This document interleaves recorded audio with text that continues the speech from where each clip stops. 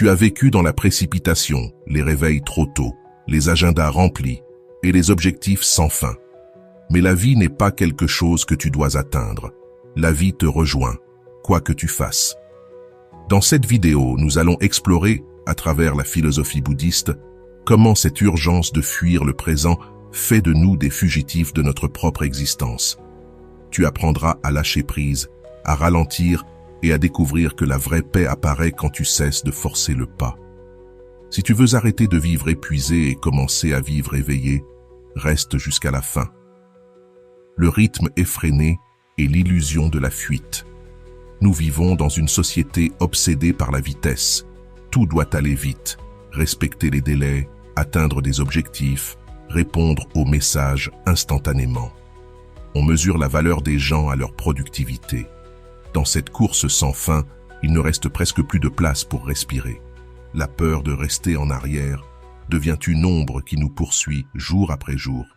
Mais qu'est-ce que rester en arrière? Qui fixe réellement la ligne d'arrivée? Le bouddhisme nous invite à comprendre que courir n'est pas seulement un acte physique, mais surtout une attitude mentale. Nous ne nous déplaçons pas seulement rapidement, nous vivons dans un état de fuite permanente. Fuite devant nos émotions, devant le silence, devant l'incertitude. Nous nous réfugions dans l'activité pour éviter le vide, croyant devancer la douleur ou l'angoisse du non-sens. Pourtant, dans cette fuite, nous nous épuisons. Le problème de ce rythme frénétique, c'est qu'il n'a pas de fin. Aujourd'hui, nous courons pour une promotion. Demain, pour une nouvelle maison. Ensuite, pour être reconnus. L'horizon recule à mesure que nous avançons, laissant cette impression d'être toujours en retard. Le Bouddha comparait cette course à un bol sans fond. Plus on le remplit, plus il reste vide. Cette illusion de fuite est dangereuse, car elle nous coupe du seul lieu où la vie se déroule réellement, le présent.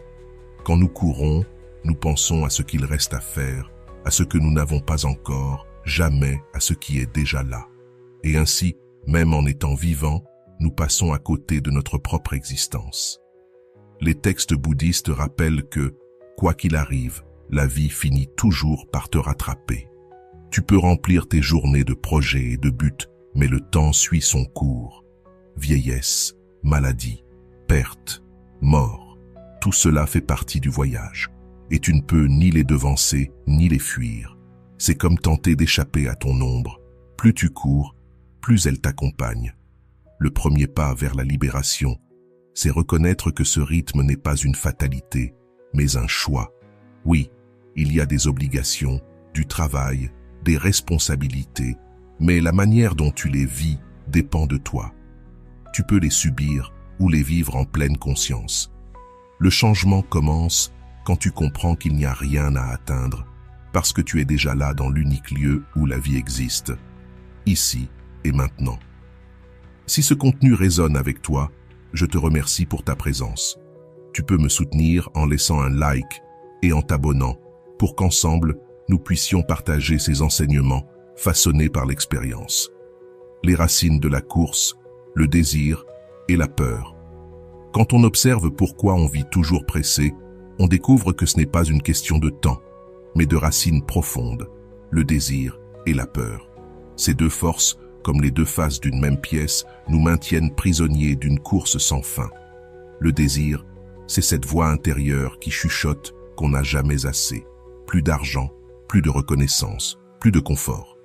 Et même quand on obtient ce qu'on voulait, un nouveau manque se crée. Le désir se nourrit de lui-même. Plus on s'attache à ce qu'on désire, plus on devient esclave de l'insatisfaction. Le plaisir s'efface vite, la nouveauté s'éteint et une nouvelle envie apparaît. C'est ainsi que naît la course. Nous croyons que le prochain accomplissement nous apportera enfin la paix.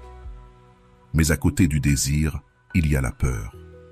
Peur de perdre, peur de ne pas être à la hauteur, peur d'être oublié, peur que le temps file. Cette peur nous pousse à courir, comme si un danger invisible nous poursuivait. En apparence, nous cherchons à atteindre des buts positifs, mais en vérité, nous fuyons un vide intérieur. Nous courons pour ne pas affronter nos doutes, notre douleur, notre vulnérabilité. Le Bouddha enseignait que désir et peur sont les deux grandes racines de la souffrance. Ils naissent d'une vision fausse de la vie. Imagine un voyageur dans le désert. Il voit un mirage, court vers lui croyant trouver de l'eau et découvre qu'il n'y a que du sable. C'est ainsi que fonctionnent nos désirs.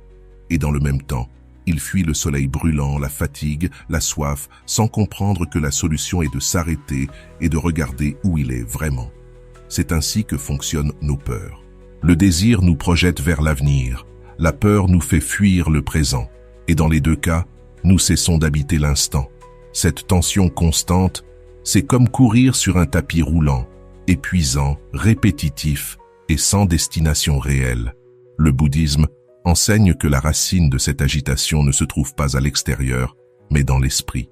Ce n'est pas la société ni le travail qui nous forcent à courir, mais notre incapacité à voir les choses telles qu'elles sont.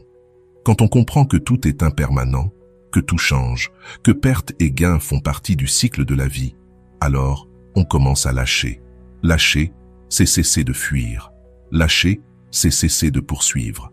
Regarde cet exemple simple. Quelqu'un achète une voiture neuve. Il la protège avec obsession. Il craint la moindre rayure. Son désir de garder l'objet parfait et sa peur de le perdre en font son esclavage. Mais quelques années plus tard, la voiture vieillit et l'attachement disparaît. Avec lui, l'attention aussi. Le bouddhisme ne dit pas d'éliminer le désir ni la peur, car cela serait encore une forme de fuite. Il enseigne à observer, à comprendre, à laisser passer. Comme les nuages dans le ciel, le désir et la peur viennent et s'en vont. Si tu ne les nourris pas, ils perdent leur force. Et quand tu cesses de t'identifier à eux, tu réalises qu'il n'y a rien à fuir, car rien ne te poursuit vraiment. Comprendre cela, c'est allumer une lampe dans l'obscurité. Tu découvres que vivre dans la précipitation n'est pas naturel, mais appris, et ce qui est appris peut être désappris. C'est là la véritable liberté, celle d'habiter enfin le présent avec calme, le piège de poursuivre le lendemain. Quand on pense la vie comme une course, demain devient la ligne d'arrivée. Tout ce que nous faisons aujourd'hui semble orienté vers ce qui viendra. Le prochain emploi, les prochaines vacances, la prochaine réussite. On nous enseigne que le futur sera meilleur si nous travaillons dur, si nous patientons encore un peu. Cette promesse constante agit comme une carotte suspendue devant nous. Elle paraît proche, mais reste toujours hors d'atteinte. Le bouddhisme nous prévient.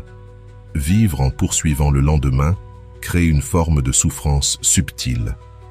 Ce n'est pas une douleur visible, mais un vide intérieur, une anxiété permanente, ce sentiment que rien n'est jamais suffisant. Même avec le confort, la réussite ou l'amour, on ressent encore un manque, parce que notre esprit est accroché à ce qui n'est pas encore là. Le futur devient un mirage collectif. Tout le monde court vers lui, persuadé que la plénitude s'y trouve, sans voir que cet horizon recule sans cesse. Alors le présent se transforme en simple moyen pour atteindre autre chose. On cuisine vite pour manger vite, on mange vite pour travailler vite, et on travaille vite pour finir vite. Et quand on a enfin fini, on pense déjà à la suite. Nous vivons comme si le présent était un obstacle à franchir pour arriver à la vraie vie, sans réaliser que la vie, c'est maintenant.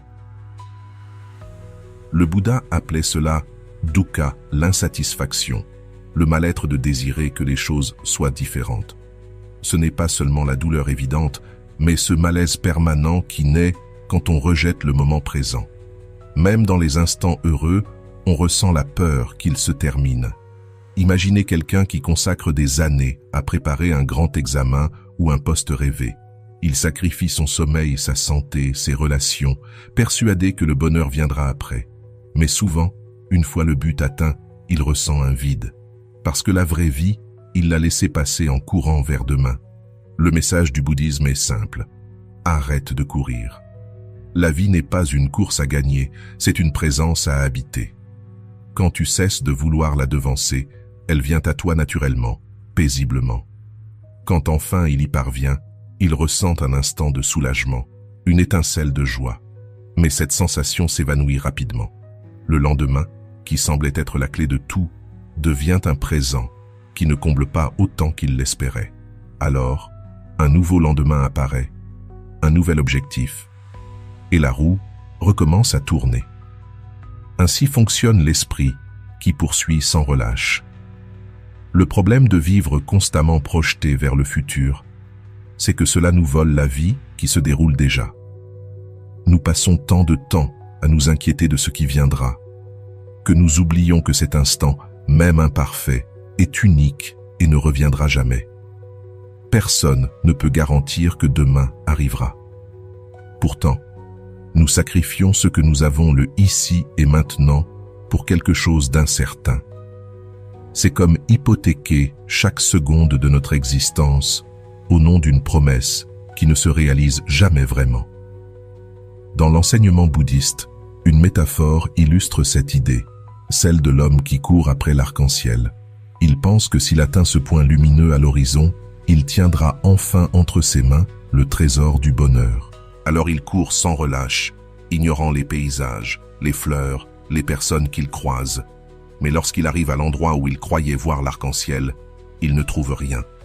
En levant les yeux, il aperçoit à nouveau l'arc-en-ciel, un peu plus loin, et il recommence à courir.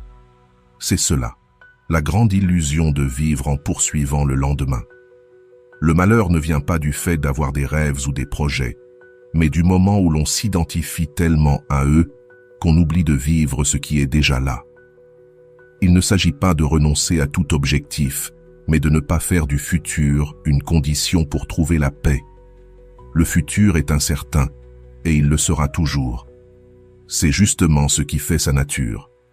Vouloir le contrôler, c'est lutter contre le courant de la vie, et plus on résiste, plus on s'épuise. Le bouddhisme propose une autre voie, ramener notre attention au présent et se réconcilier avec ce qui est là, maintenant. Au lieu de vivre en dette avec le lendemain, apprenons à valoriser ce qui se passe, même si ce n'est pas parfait, même si tout ne répond pas à nos attentes.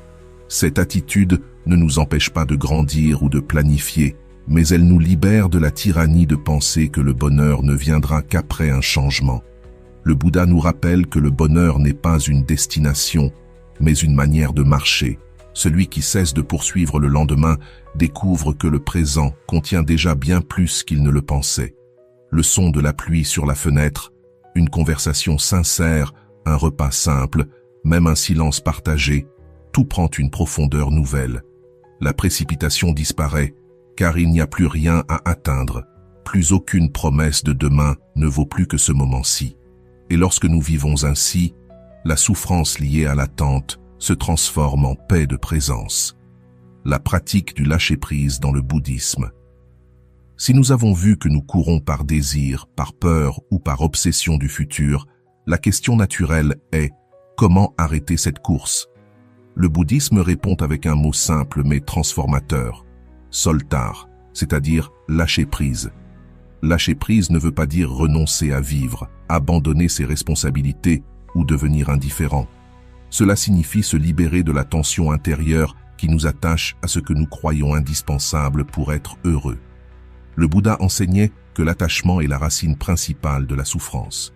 Cet attachement est ce besoin que les choses soient d'une certaine manière, que notre vie suive un plan précis, que les gens agissent comme on l'attend, que la santé reste parfaite, que le temps n'emporte pas ce qu'on aime. Mais comme la vie ne suit pas ses plans, la frustration naît. Lâcher prise, dans ce contexte, c'est cesser de s'accrocher à l'impossible, à l'illusion que nous pouvons tout contrôler. Ce n'est pas de la passivité, mais de la compréhension. C'est comme être dans un fleuve. Tu peux lutter contre le courant et t'épuiser, ou bien flotter et avancer sans résistance. Le fleuve continuera son cours, mais ton expérience, elle, sera différente. C'est ça, le lâcher-prise. Comprendre que nous ne sommes pas maîtres du fleuve de la vie, mais que nous pouvons choisir comment y naviguer. Le bouddhisme propose plusieurs pratiques pour apprendre à lâcher. L'une des plus puissantes est la méditation. Quand tu t'assois en silence et observes ta respiration, les pensées apparaissent comme des nuages dans le ciel. Certaines sont agréables, d'autres douloureuses, d'autres encore agitées. L'exercice ne consiste pas à les combattre ni à les forcer, mais à les observer et à les laisser passer. Avec le temps, on réalise que les pensées ne sont pas des réalités, mais des événements passagers. Ce simple acte d'observer sans s'attacher est le premier entraînement du lâcher-prise. Une autre pratique essentielle est la contemplation de l'impermanence. Tout change, les saisons, les corps, les émotions, les relations, même les idées qui nous paraissaient solides. Comprendre l'impermanence, non pas intellectuellement, mais dans l'expérience, nous aide à savourer chaque instant sans nous y accrocher. Quand on sait que ce qu'on aime ne durera pas éternellement, on le vit avec plus d'intensité, mais sans peur de le perdre. Lâcher prise, c'est aussi apprendre à ne pas s'enfermer dans la réactivité. Par exemple, lorsqu'on est critiqué, notre premier réflexe est de se défendre ou de s'énerver. Pratiquer le lâcher-prise, c'est écouter sans s'accrocher au besoin d'avoir raison. Peut-être que la critique contient quelque chose d'utile, peut-être pas, mais notre paix intérieure ne dépend pas de la victoire sur l'autre. Dans les relations, lâcher prise, c'est ne pas exiger que les autres répondent parfaitement à nos attentes. Les gens changent, suivent leur propre chemin, et l'accepter nous libère de la souffrance liée au contrôle. Le Bouddha comparait souvent cela à une corde tendue. Imagine que tu la tiens de toutes tes forces. Tes mains te font mal, tes muscles brûlent. Quelqu'un te dit « lâche ». Tu hésites, pensant qu'il arrivera quelque chose de grave si tu le fais. Mais quand enfin tu lâches, la tension disparaît immédiatement. Rien de catastrophique ne s'est produit. Tu t'es simplement libéré d'un poids que tu maintenais toi-même. Le lâcher-prise ne se fait pas d'un coup. C'est un processus, souvent progressif.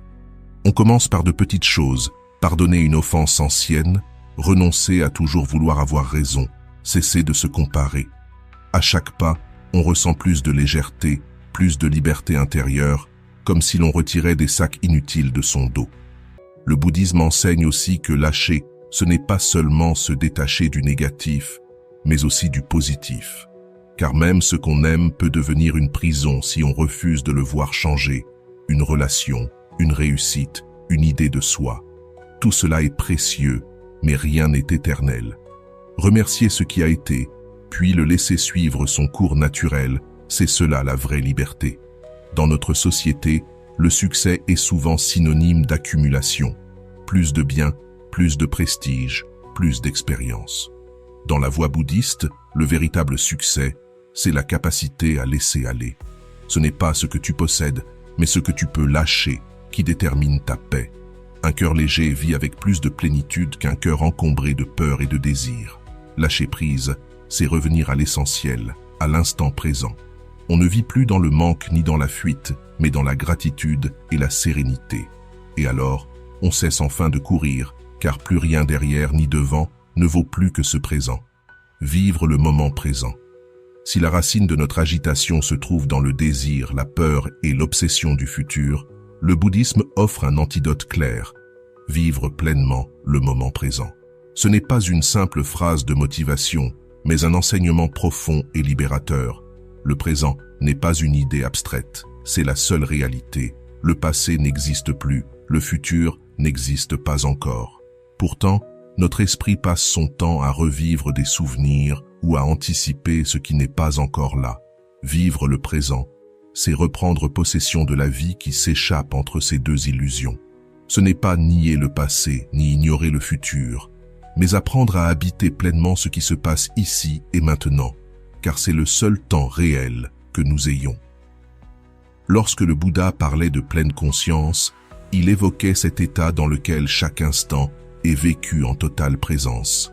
Manger en goûtant chaque bouchée, marcher en sentant le contact du sol, écouter quelqu'un sans préparer sa réponse, simplement présent à ce qui est. Et si cela nous semble difficile, c'est parce que notre esprit a été dressé à fuir le présent. Il nous paraît trop simple, trop banal, trop silencieux. Pourtant, le présent n'a besoin d'aucun artifice pour être complet.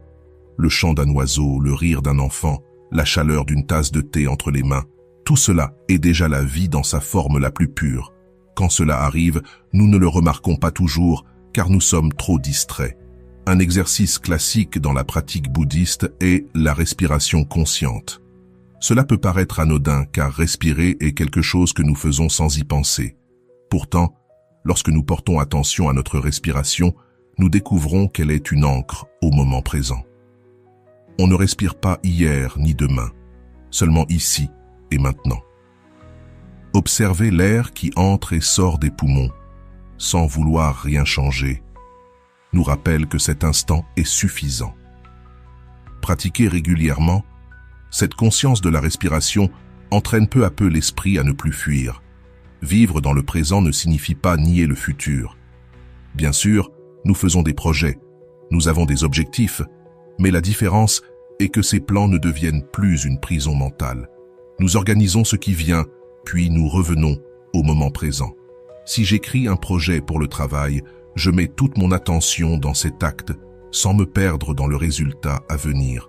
Si je prépare un voyage, je savoure la préparation sans m'obséder de ce qui se passera après. Chaque étape, même avant d'arriver, est déjà la vie.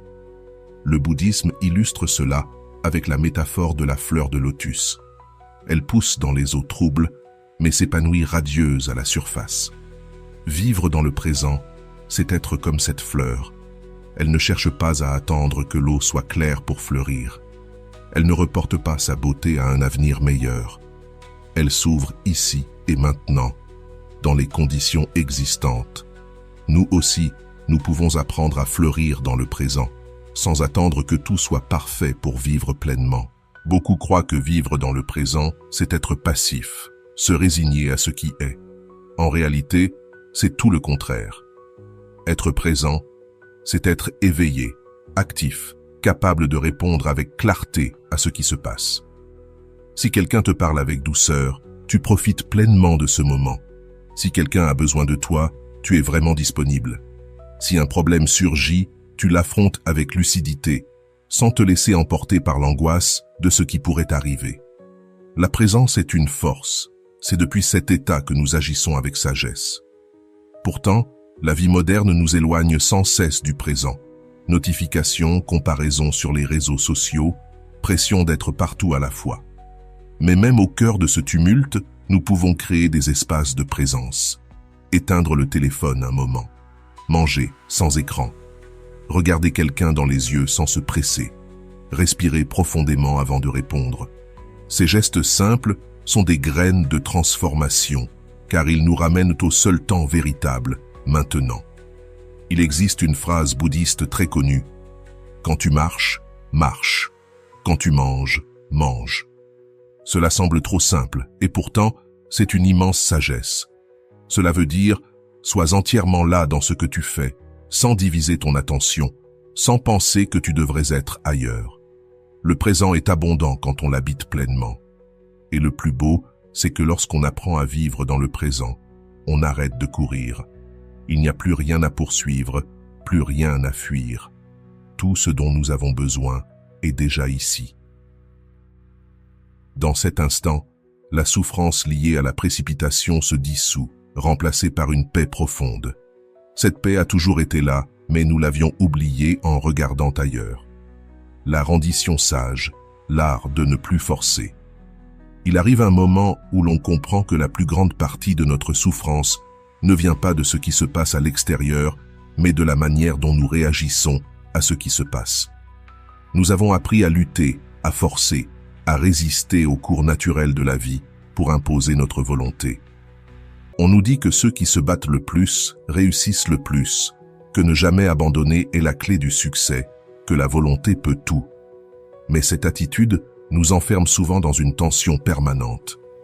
Le bouddhisme propose une autre voie, la rendition sage. Se rendre ne signifie pas se soumettre ni abandonner, mais cesser de forcer ce qui ne peut être changé. C'est accepter ce que la vie apporte et apprendre à s'y accorder. Bouddha enseignait que résister à l'inévitable est la racine du mal-être.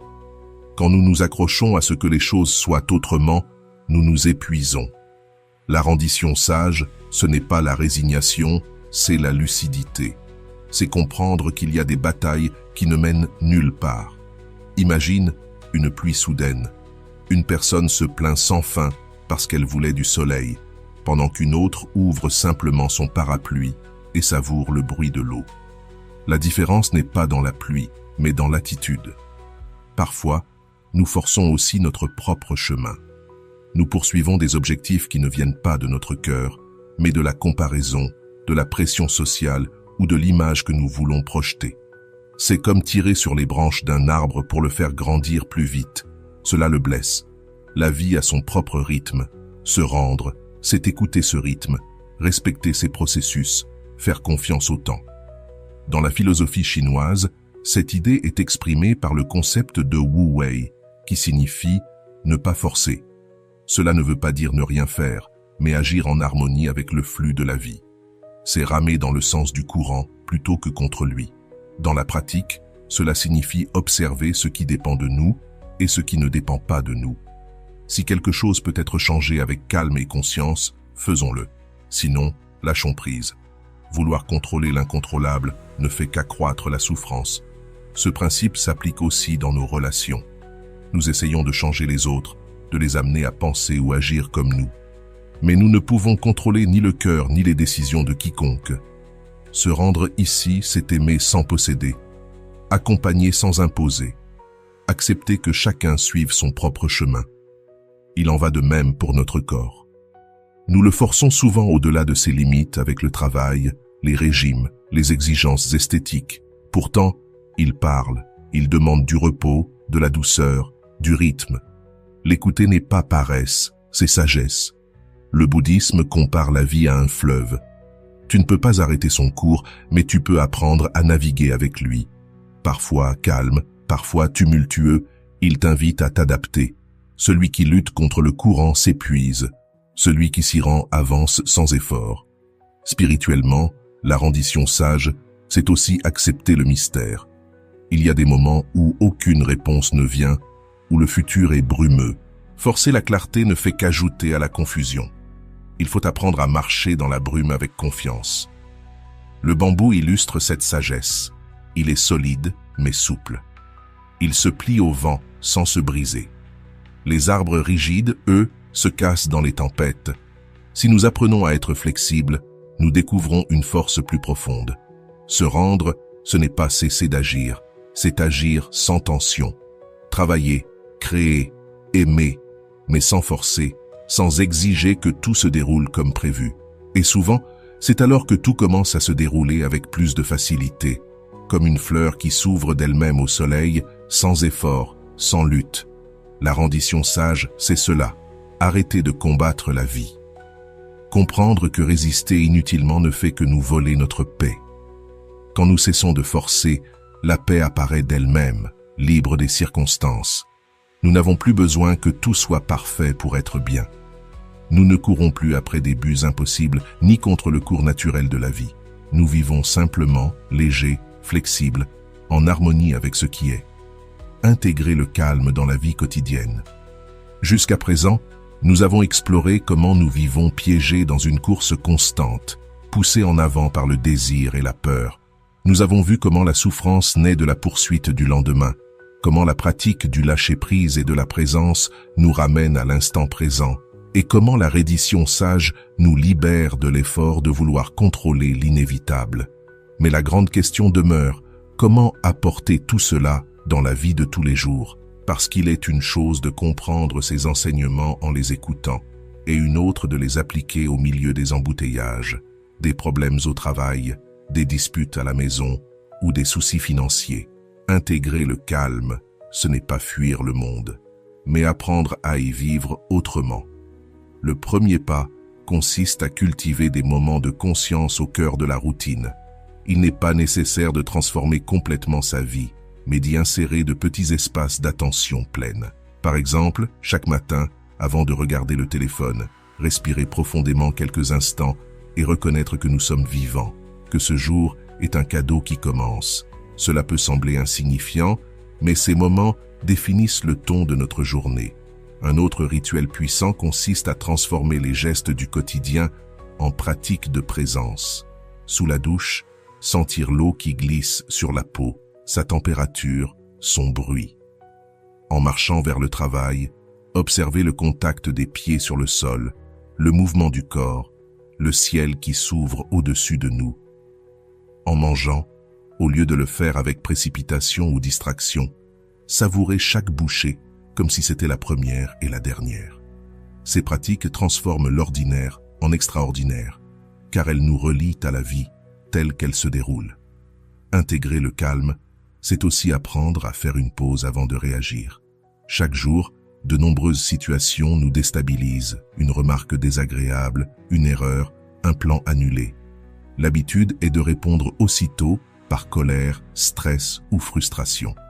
La pratique bouddhiste, elle, propose de s'arrêter un instant, de respirer, d'observer ce que l'on ressent, puis de répondre depuis la clarté. Cette petite pause est un pont entre l'impulsion et la sagesse. Prenons un exemple simple, les disputes. Lorsque quelqu'un nous dit quelque chose qui nous blesse, notre réflexe est souvent de nous défendre immédiatement. Mais si, au lieu de réagir, nous respirons et laissons l'émotion retomber, nous découvrons qu'il est possible de répondre avec calme. Cette sérénité ne nous aide pas seulement, elle transforme aussi la relation, car l'autre se sent entendu plutôt que combattu. Une autre manière d'intégrer le calme est de pratiquer la gratitude au quotidien. Le bouddhisme nous invite à valoriser ce que nous avons plutôt qu'à nous obséder par ce qui manque. Chaque soir, avant de dormir, nous pouvons repenser à 3 choses pour lesquelles nous sommes reconnaissants. Un geste de gentillesse, un éclat de rire, un moment de silence. Cet exercice, aussi simple soit-il, change la direction de la pensée. L'esprit cesse de courir après ce qu'il n'a pas et commence à reconnaître l'abondance du présent. Le calme s'enracine aussi dans la compréhension de l'impermanence. Dans la vie quotidienne, le changement est inévitable. Un plan s'annule, une personne s'en va, un objet se brise, un travail se termine. Notre habitude est de nous irriter ou de nous attrister. Pourtant, si nous nous souvenons que tout est en perpétuelle transformation, ces moments cessent d'être des tragédies pour devenir des occasions de lâcher prise. Le calme n'est pas absence de changement, mais la capacité de s'y accorder sans résistance. Un élément essentiel de cette pratique est le soin de soi. On ne peut pas parler de sérénité si l'on vit épuisé, sans repos ni espace pour soi. Intégrer le calme, c'est aussi respecter les rythmes du corps, dormir suffisamment, se nourrir consciemment, bouger avec équilibre, s'accorder des moments de silence. Ce ne sont pas des luxes, mais des besoins fondamentaux pour une vie paisible. Il est également utile de s'entourer de rappels visuels ou symboliques du calme. Cela peut être un coin de la maison où l'on médite ou respire simplement en silence, un objet significatif comme une bougie ou une pierre qui nous invite à ralentir, ou encore une habitude partagée, comme marcher tranquillement avec quelqu'un de proche. Ces petits ancrages nous aident à ne pas oublier ce que nous avons appris, même au milieu du chaos du monde moderne. Enfin, intégrer le calme signifie vivre avec une intention claire. Ne pas courir après l'inatteignable, ne pas fuir l'inévitable, ne pas être esclave du lendemain. Cette intention peut devenir un mantra personnel, répété chaque jour. Le calme. Je suis ici, en cet instant, et cela suffit. En se le rappelant, nous cessons d'être des fugitifs de notre propre vie et nous nous réconcilions avec ce que nous sommes et ce qui est. Quand nous apprenons à vivre ainsi, le calme ne devient plus un refuge temporaire trouvé dans un temple ou une retraite. Elle devient une manière d'être au monde, une présence que nous portons partout au travail, dans la famille, dans les grandes décisions comme dans les gestes les plus simples. Alors, nous comprenons profondément qu'il n'a jamais été nécessaire de courir. La vie nous atteint toujours, ici, dans cet instant précis. Conclusion. Nous avons parcouru ensemble un chemin qui montre comment le désir, la peur et la précipitation nous font courir sans fin, et comment le bouddhisme propose une autre voie, lâcher prise, se rendre avec sagesse, vivre le présent et intégrer le calme à chaque instant de notre existence. Ce que nous cherchons n'est pas au bout de la route. La vie ne doit pas être poursuivie, elle est déjà là, dans chaque respiration, chaque regard, chaque moment que nous choisissons d'habiter consciemment. Puissent ces réflexions t'aider à ralentir, à écouter le silence et à découvrir qu'il n'existe pas de plénitude plus grande que celle d'être ici, maintenant, pleinement éveillé et en paix.